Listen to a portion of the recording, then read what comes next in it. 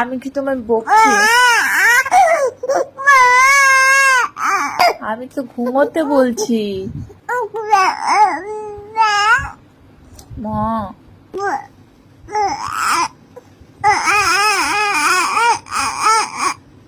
2 ঘন্টা ধরে ঘুমানোর ট্রাই করে যাচ্ছি, আমার তো ঘুম পাচ্ছে।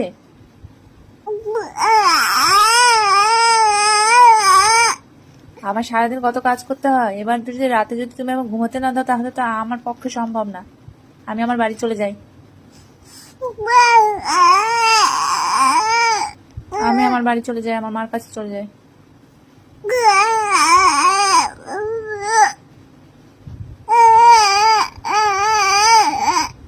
তুমি তো আমার কথা শুনতে চাও না।